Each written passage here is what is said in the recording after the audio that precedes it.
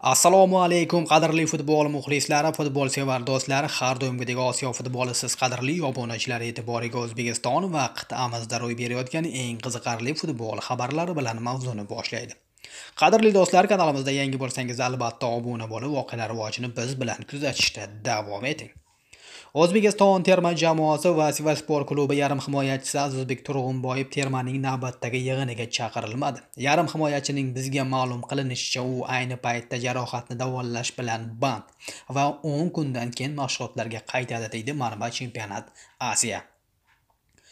O'zbek klublarining Osiyo miqyosidagi ishtiroki yakuniga yetdi. Mavsum 2024-2025 da Ofika reyting jadvalida 10.3 ball to'pladik. Mavsum 2026-2027 da ham biz hozirgidek 1+1 kvotaga ega bo'lamiz. Elit Osiyo Chempionlar Ligasiga bitta va Osiyo Chempionlar Ligasi ikkisiga bitta o'rin bilan qatnashamiz.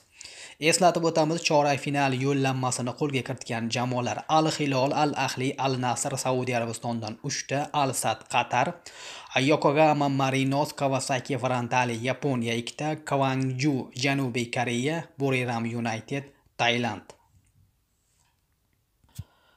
Mavzuni milliy terma jamoamizga qaratamiz, ya'ni termamizning jahon chempionatidagi raqibi. Qirg'iz Respublikasi terma jamoasi O'zbekistonga qachon kelishi ma'lum bo'ldi. Terma jamoa 20-mart kuni jahon chempionati 2026 3-saralash bosqichining 7-turi doirasida O'zbekiston bilan to'qnash keladi.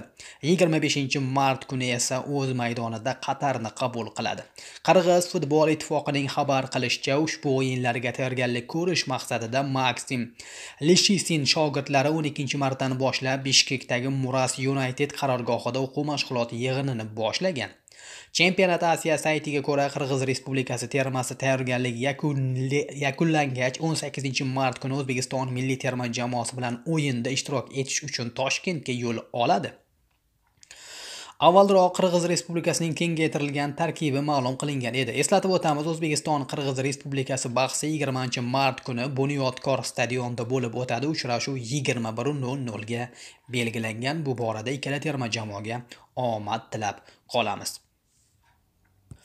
Qadrli futbol muxlislari, hozircha sizga yetkazmoqchi bo'lgan xabarlarimiz shulardan iborat. Biz yana gaplashamiz. Kanalimizga obuna bo'lishni unutmang. Salomat bo'ling.